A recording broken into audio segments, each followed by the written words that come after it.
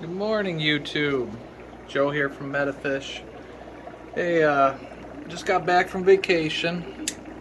We took 3 days to go to amusement park, Kings Island, and took the kids to the Cincinnati Zoo. And I left all the fish here except this one little feeder. I figured I'd try it out. But you can kind of see what I did here.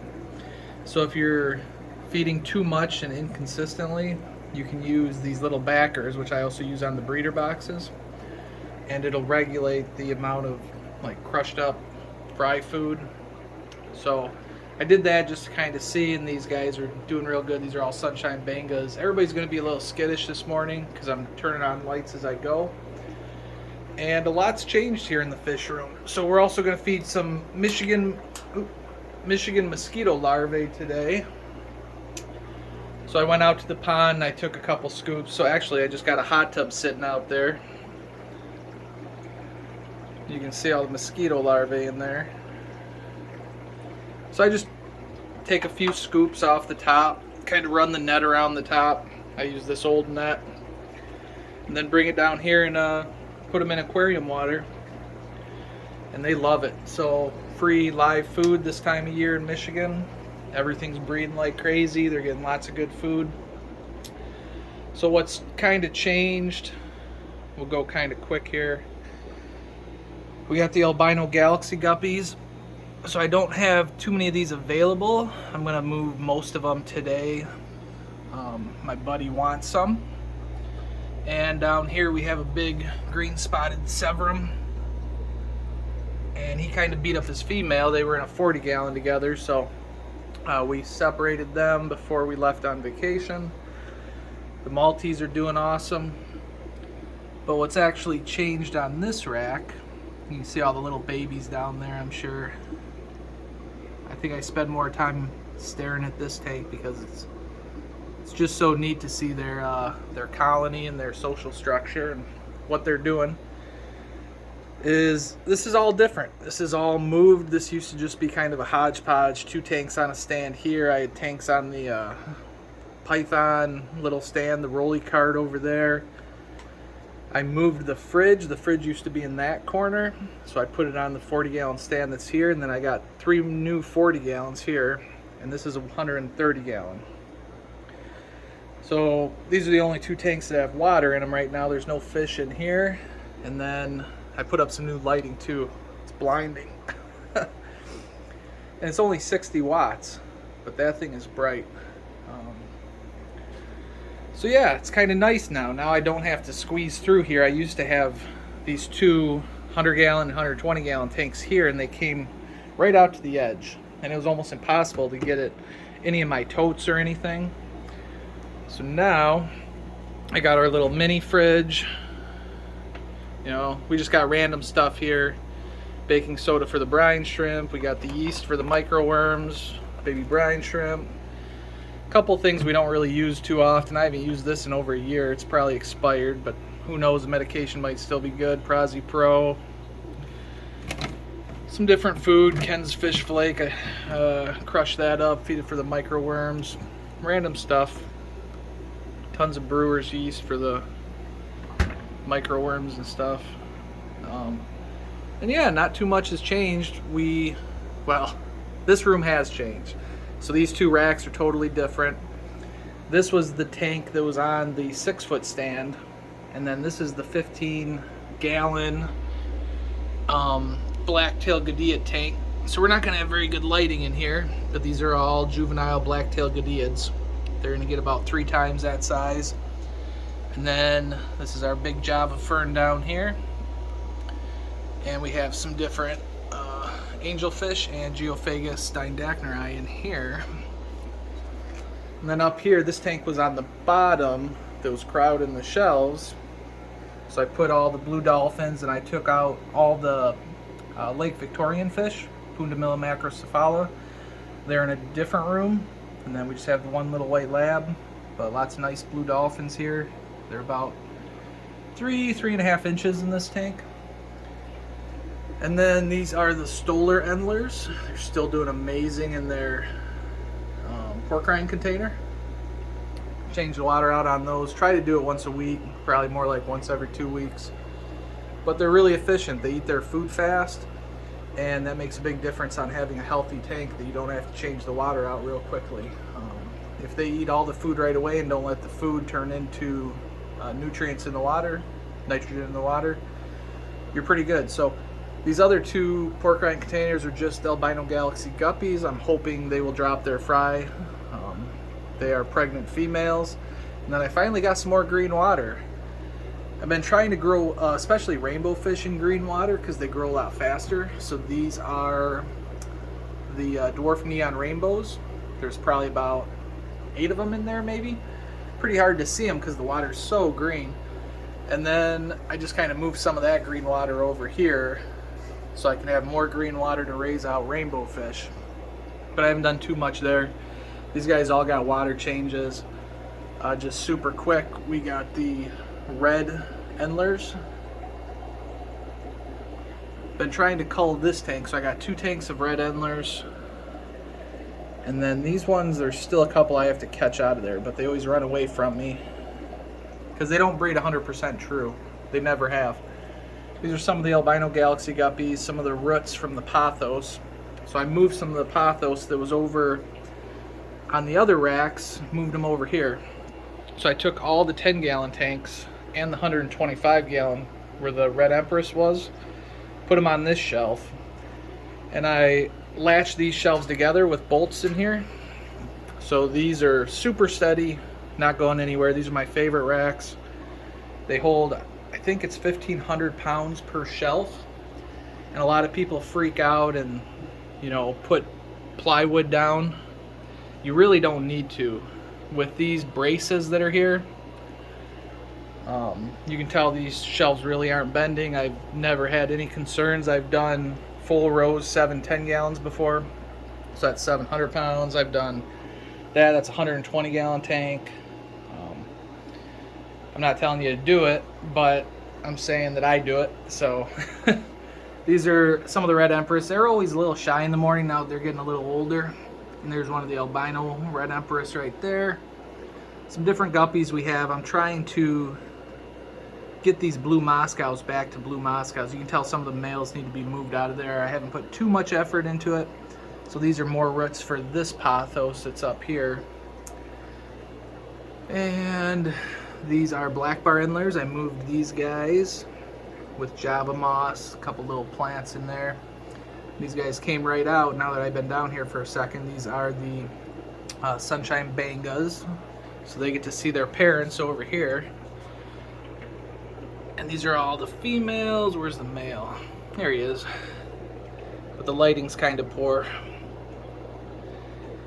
The lighting's poor because they have all this duckweed and frog bed up top. And then these are muck guppies, breeding like crazy. Guppies, endlers, anything that doesn't look 100%, I kind of throw into that tank. These are the Xenophorus clementiae, the yellowtail swordtails, just some juveniles growing out in here. Just some little fry, so. And then I separated, I had too many of the blue acaras and electric blue acaras. You can see they're mixed in there as an electric, and those are blues with the stripes. They're getting pretty good size. So that tank's, you probably might wonder why that's pink. I wonder the same exact thing because I did 100% clean on this tank. Cleaned the gravel, cleaned the filters, filled it up one day, turned pink. I mean 100% water change. I had it dry and everything. So the only thing I can think is either that sponge filter is holding some dyes from some fish food, or that is coming from my tap water. And I haven't figured it out yet. 2 years I have random pink tanks and I still can't figure it out. So these tanks haven't changed too much. We'll go over them super quick. These are just random guppies and endlers. These are random guppies and endlers. Got some pretty cool ones up here. So I'll pull from some of these different tanks if you guys get a bag of mixed guppies and endlers off the website. These are more dwarf blue neons in a 5-gallon up there. These are the wild caught platies.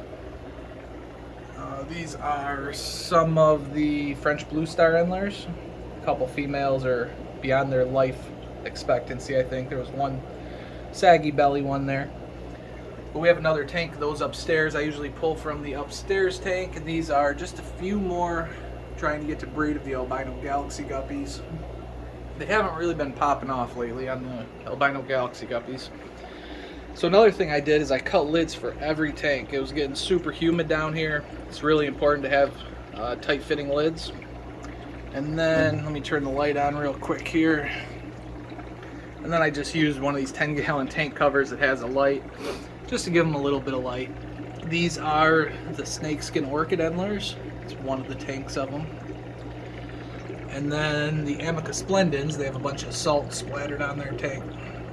But that was a female. The males have the yellow fringe on their tail, like that guy down there. They're actually a really pretty fish, but this is like the dirtiest, it's always like the dirtiest salt splattered tank that I own from all the brine shrimp. And you can see all the buildup of the salt that kind of builds up and turns hard along the wall there. It's kind of, I just pushed it in a little bit. But it's just a cinder block wall, I'm not too worried about that. But yeah, since we were gone for a couple days, we're trying to re-stagger our brine shrimp. We fed everybody good when we got home yesterday. These are some of the blue acaras that didn't get moved to the other tank. Another 10-gallon here. And then here are the swordtail guppies. They all have a little different color, but they all have that pronounced sword on their tail. And they're pretty neat, but they've been haven't been able to get a whole lot of them to reproduce. These are babies up here that have grown up in the tank, but just like one here, two there. But yeah, I did lids for all these tanks, so I individually measured them, and I cut around the breeder boxes with a utility knife, tried to get a pretty tight seal, but I still wanted to have breeder boxes on these. Because like I mentioned before, these breeder boxes are basically like a separate filter that are like, or refugium or whatever you want to put in these things. It's like having a free filter, and I like them. Then you can use them if you get fry, so they're multi-purpose. Yeah, I've been trying to separate these guys out so they can grow a little bit more. These are more red empress. These are Geophagus steindachnerai. These are red empress. So I tried not to put too many in one breeder box. More red empress. So I had breeder boxes available, so spread them out, let them grow a little more. More red empress. And more red empress. These are all red empress. So I had quite a few of them not too long ago. So I think that takes care of this room. And then we'll go turn the lights on this room. I already turned on some of them. I got a little pull switch on the Tropheus there. Not all the lights are going to be on, unfortunately. One sec. Oh, it's hard to hold this. So I have a little remote. Oh, I already got this one. And this one's on its own separate light here too. So not too much has changed here, except I did do some more lids. So we'll go over these guys. Got the Tropheus chipimbi still. They got a bunch of fry in the bottom. When I feed them, probably about 12-20 fry come out there. Nothing in these breeder boxes. These are some of my homegrown hybrids. Mostly females in here now. I've moved most of the males out to all male species tanks. These are some of my best angelfish that you'll get if you order off the website. I still got to get these veil-tail blue pinoys up on the website, as well as these veil-tail, I'm going to call them blue golds because they have some blue. You can see the blue in their trailer right there. And in their back fin, they have some blue gene. But they're not like super blue, but they're like a gold angelfish, veil-tail with some blues in them. So this is a 180-gallon tank. I've been raising these angelfish for, probably 8 or 9 months they've been in this tank. So they've been growing decent. They'd probably grow better if I fed them a little better. But I come through here and they might get a couple pellets twice a day. I don't overfeed them or anything like that. Just more swordtails in this 180-gallon, but I did put a lid up here. It's a super loose lid You can see there's a gap here, so it's not trapping all the humidity, but it's helping. You know, it was just too humid down here in the summertime, so lids on everything. Those are all double wall polycarbonate lids. I cut them all with a table saw. It took me a couple days, honestly. It's you got to measure everything. Measure twice, cut once. Could do a whole video on that. It's already been done before, but I got it down pretty good. And then my favorite lids, you can get these on Amazon, super cheap. And then all you gotta do is peel them off and stick them on, and they have really good adhesive on them, and they give a good grip to open up and feed. And you get like 30 of them for like 10 bucks. So you can't beat them. If you try to get those master hooks online where you hang your coat on the wall, those are not as good in my opinion. So we don't have lights on any of these tanks, but these are the turquoise blue rainbows, doing amazing. Got awesome color in them. Look at that male right there. So we have some of these growing up. That was my biggest concern, was the baby rainbow fish being gone for 3 days and not feeding them. But I fed everybody super good the morning before. I did water changes 2 days before on anything I was questioning. Made sure everybody was really well fed in the morning. Left. They were gone for 3 full days. So, and all the rainbows were okay. They looked a little bit translucent. They didn't have anything in their bellies. They looked awfully hungry, but they did good. These are the Goldie-Eye Karai rainbows that I'm still looking for a male for. So if you have a male Goldie-Eye Karai, adult would be good. If he's smaller than these, that's okay. They're not aggressive. But these are just the females. But I really want to breed females, or breed these guys. I got 5 females in the batch that I bought, and I didn't get a male. I don't know if the person I bought them from did that on purpose. At the auction, I kind of think they did, unfortunately. And you'd be able to see these guys real good if the light was on, but these are the Millennium Rainbow fish. And then these guys might get a new home down here. I might separate them. That one's got duck lips. I've had a few that end up getting that. It seems like the runts, when their bodies don't grow too well, it doesn't spread to everybody. But this poor one's got the duck lips. And it only happens with those gold ones. Like, none of these have that issue at all. I don't know if they fight and they get a bacterial infection. We probably had 3 or 4 total with that issue. And these guys are going to be super skittish. These are the Hippo Point salmon from Lake Victoria. But yeah, angelfish, 240 gallons full of angelfish, rainbow fish, rainbow fish, rainbow fish, and then this is the female Severum, black tank with no light. She's going to hide. These are some of the Tropheus duboisii juveniles. I think there's, I don't know, 8 or 9 in there, and there's a whole bunch more in there that I need to scoop out. Before I left, I cleaned their filters. My wife cleaned a ton of filters, so she's responsible for keeping all this stuff alive. She did amazing, cleaned lots of these filters. And I didn't do a huge water change on a lot of stuff. That's another thing you probably don't want to do. If you do a big water change, that usually increases aggressiveness.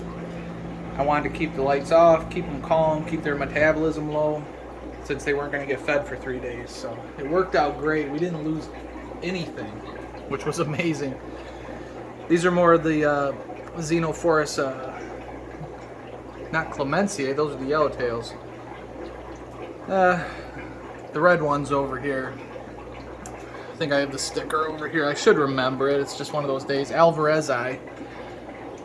These are more Alvarezi swordtails. I got these in the pond right now. They don't look that good, but the adults look amazing. I've shown these off a few times, but kind of rough on their fry, so I'm still trying to get a good batch of fry. So I'll probably end up breeding those ones, and then I think the F1s, or if they're F2s or whatever, they'll breed better for me. These are more of the volcano red endlers. These are, as I was saying, they would turn out really nice, and these are more of the clown puke endlers. They have all the colors and a lot of the males.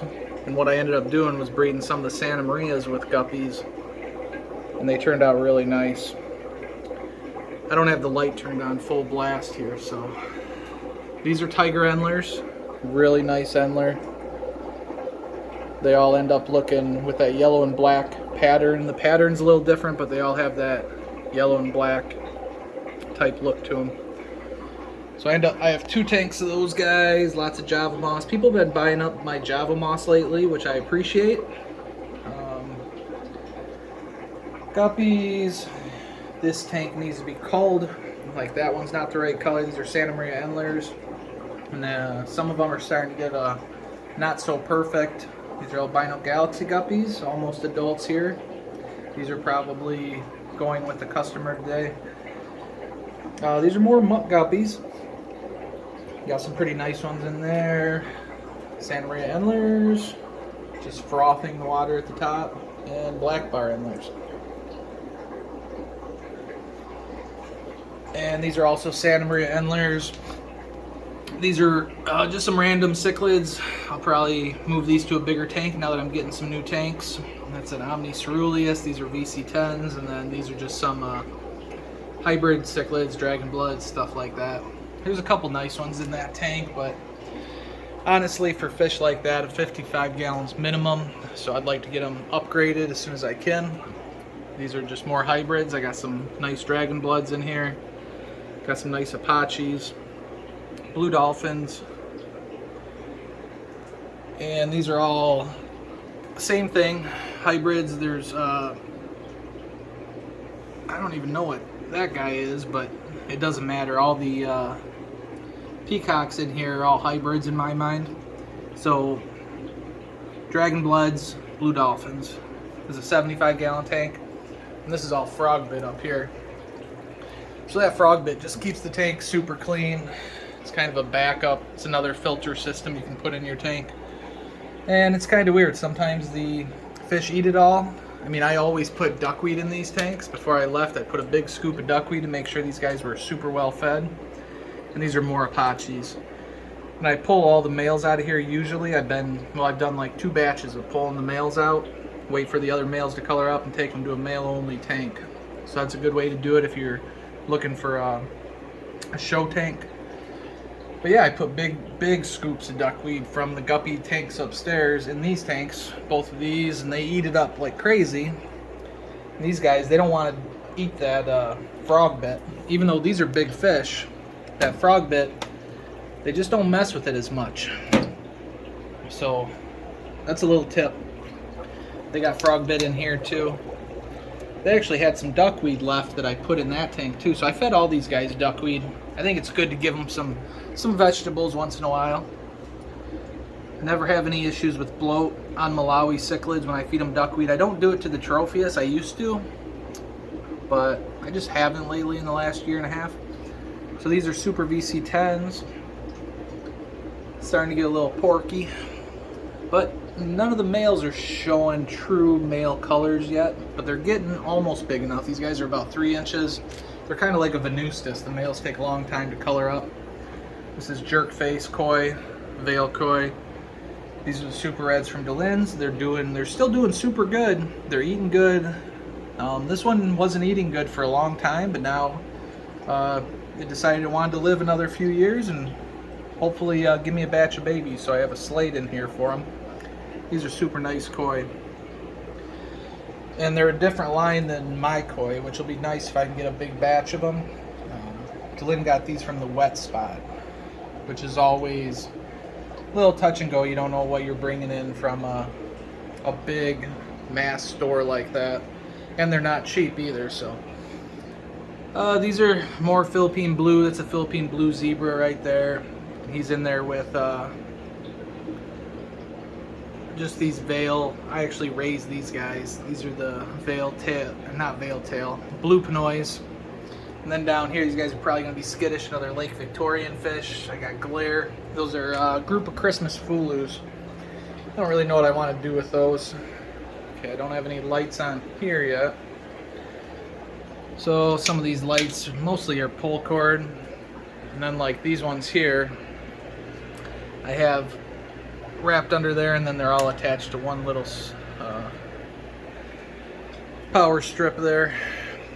We can go quick in this room because the glare really sucks. There's just a couple super red bristlenose in there. I gotta figure out what I'm doing with those. These are the Neochromis not omniceruleus. These are the Macrocephala from Lake Victoria. So there's quite a few males in here, and they're not fighting that hard for only being in a 20-gallon tank, but I would like to move them out. They get like a blue fringe up top, a little bit of red on their back tail. There we go. But they're not super dark because he's not in his glory right now. That's kind of their normal color. These are more blue Moscow guppies. I need to work on that tank a little bit. This is my breeding group of yellow calvus. There's probably about 8 or 10 baby calvus in here. They're probably an inch. You can see some of them in here. There, they darted out. Got a free tank here, so if I get another batch of the yellow calvus, I'll probably put them there. Fire Ugandas, they need the fronts clean, but the filters are already clean. These are the blue neon rainbow fish. We have some babies growing up, I'll show you in a second.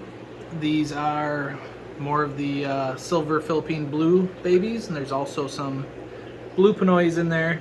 And they got an Anubias plant back there. And these are some of the yellowtail swordtails that we have. So this is the second tank, more of the adults. We sold some pretty big scoops of these guys lately, so we don't really have as many. But thanks for purchasing these.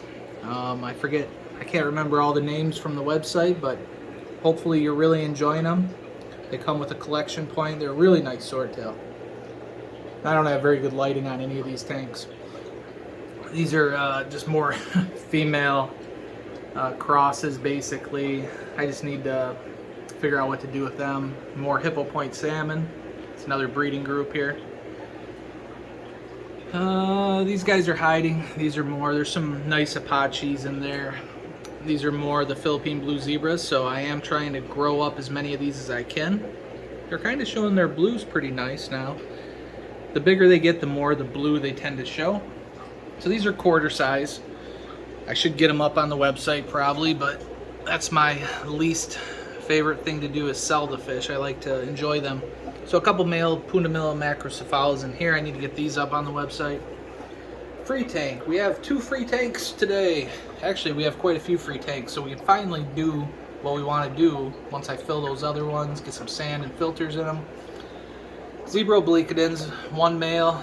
He's got his harem of females. These are the ruby green females for the most part. There might be 1 male in there. These are the collection point red-tailed gadiids. They're not looking that great, but I think she's going to drop fry pretty soon. So there's the male. And what's cool about these is I actually have the collection point for them. So if I can get, another batch of fry, I'd be really happy because this is all I have left. They got a 29-gallon all to themselves. A few more dolphins. And then ruby green males for the most part. I think there's still a couple females in there, which seems to be working out. But yeah, more blue dolphins. Those are probably 2-inch ones. And then more angelfish. These are our blue panoi breeders here. There's some nickel size blue panoi babies, but they're not all blue panoi. Some of them came out marbled. There's 2 pairs in here. There's these koi that seem to have paired off. And then these 2 marbles, which are really nice fish. These guys seem to have paired off. So the marbles stay to one side. But they've been fighting quite a bit, so I'm not really sure what I should be doing here. But yeah, lots of plants. Everybody got cleaned, and these are the Philippine blue zebra breeders that came from Delin. She's still super fat, but she's eating good. I don't know if she just needs to drop her babies or what.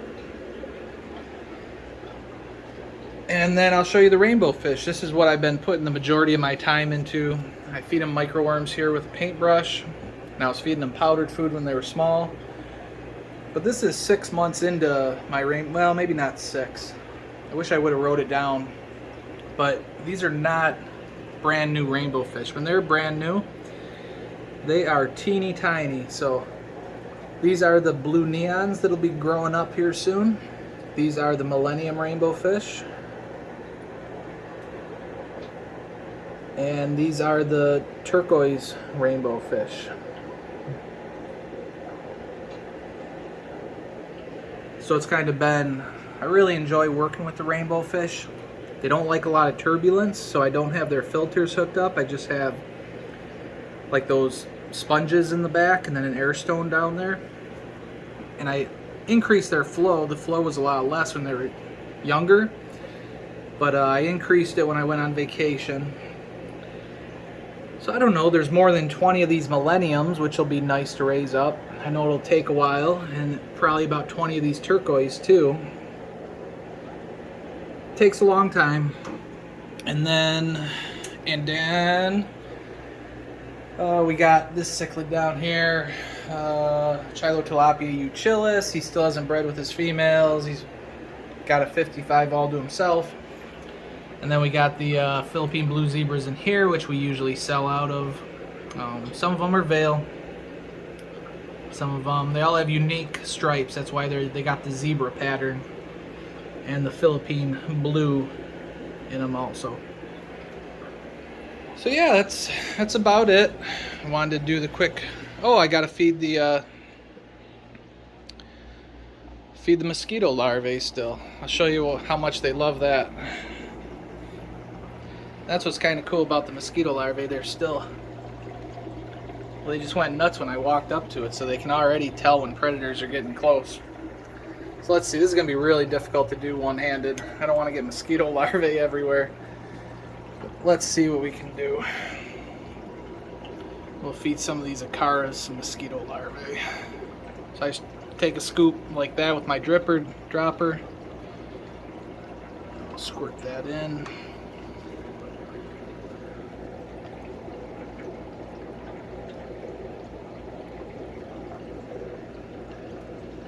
But it won't take long, there won't be any mosquito larvae in here.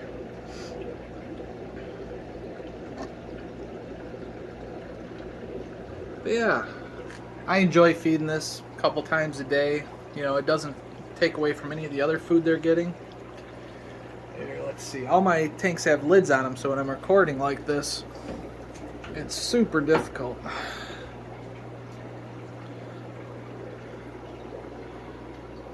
Feed these guys some mosquito larvae.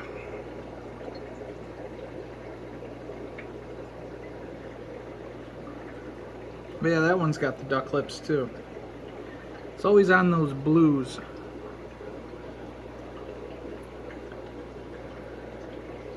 But yeah. Who else should we feed this to? We'll give it to these cichlids over here.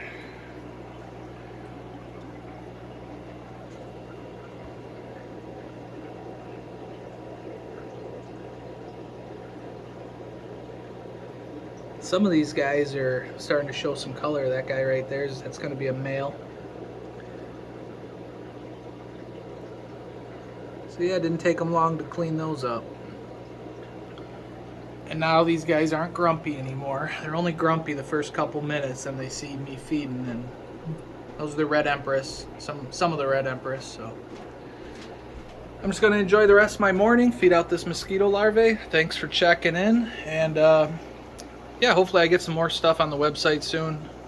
Hit me up if there's something you want me to post that you see in this video. I'll get it up on the website, and thank you everybody. Hopefully I'll do another video soon. There's a lot more to talk about, but I got through the tanks, and have a great weekend. Bye.